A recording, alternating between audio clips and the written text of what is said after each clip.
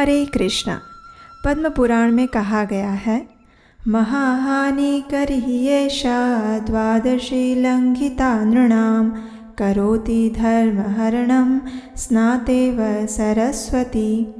अर्थात जिस प्रकार कोई बिना स्नान किए सरस्वती नदी में चरण डालता है तो वह अपने पुण्यों को खो देता है, उसी प्रकार यदि कोई द्वादशी पर भी अपने एकादशी व्रत का पारण नहीं करता है तो उसके पुण्यों का भारी मात्रा में क्षय हो जाता है। इसलिए हमारे शास्त्र बताते हैं कि जितना महत्वपूर्ण एकादशी व्रत का पालन करना है उतना ही महत्वपूर्ण है इस एकादशी व्रत का समय पर पारण करना। और इस बार अपरा एकादशी का पारण करने का समय है 16 मई मंगलवार प्रातः 6:44 से लेकर 10:06 के बीच में। शास्त्रों के अनुसार अगर कोई निर्धारित पारण समय पर उस एकादशी व्रत का पारण नहीं करता है तो उसे उस दिन भी संपूर्ण उपवास रखना पड़ता है और फिर वो अगले दिन अपना पारण कर सकता है। एकादशी पारण के महत्व से जुड़ी हुई एक सुंदर कथा भी हमने आपके लिए बनाई है और अगर आपने वो अभी तक नहीं देखी है तो उसका लिंक नीचे डिस्क्रिप्शन बॉक्स में दिया गया है। तो चलिए अब हम देखते हैं कि इस अपरा एकादशी व्रत का पारण कैसे करना चाहिए। लेकिन उससे पहले अगर आपने अभी तक इस चैनल को सब्सक्राइब नहीं किया तो जल्दी से कर लीजिए, क्योंकि इतनी महत्वपूर्ण और प्रमाणभूत वीडियोस को आप मिस करना तो बिल्कुल नहीं चाहेंगे, है ना। तो चलिए शुरुआत करते हैं। पारण करने के लिए द्वादशी पर आप प्रातः ब्रह्म मुहूर्त के समय उठ जाइए। एकादशी की तरह ही उस दिन भी स्नान इत्यादि से स्वच्छ होकर भगवान की मंगला आरती करिए अथवा उसका दर्शन करिए। अब तुलसी देवी की सेवा पूजा करें, उन्हें जल अर्पण करें, उनकी प्रदक्षिणा करें। लेकिन याद रहे द्वादशी के दिन हम तुलसी पत्र नहीं तोड़ते हैं, इसलिए भोग लगाने के लिए जो तुलसी पत्र की आवश्यकता हो उसे एक दिन पहले ही तोड़कर रख लें। उसके बाद अब तुलसी देवी के समक्ष बैठकर हरे कृष्ण महामंत्र का अपनी निर्धारित संख्या में जप करें।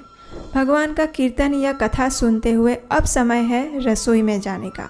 तो जाइए रसोई में और अपने घर में भगवान को अर्पित करने के लिए सात्विक भोग तैयार करिए। आप कोई भी अन्नयुक्त भोजन बना सकते हैं, लेकिन लहसुन और प्याज के बिना का।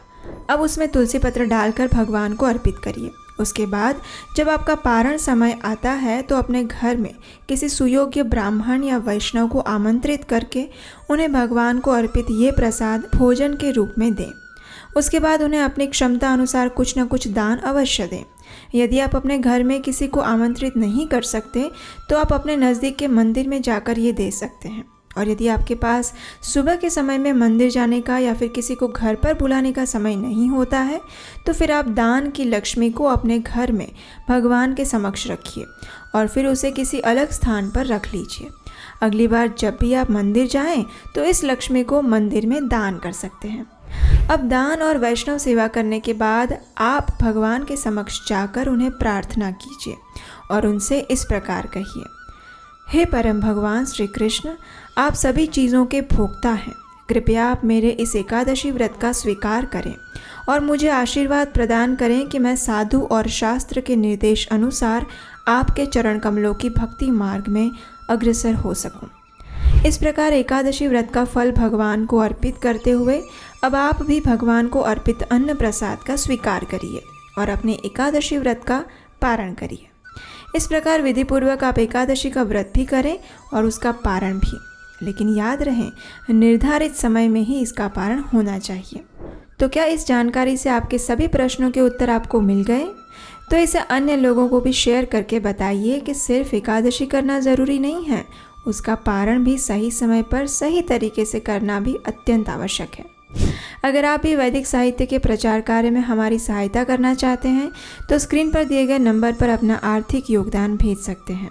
तो चलिए इस एकादशी पर परम भगवान श्री कृष्ण से प्रार्थना करते हैं कि वे हमें आशीर्वाद और कृपा के रूप में प्रमाणभूत साधु पुरुषों का संग प्रदान करें, जिनके निर्देशन में हम अपनी भक्ति में प्रगति कर सकें।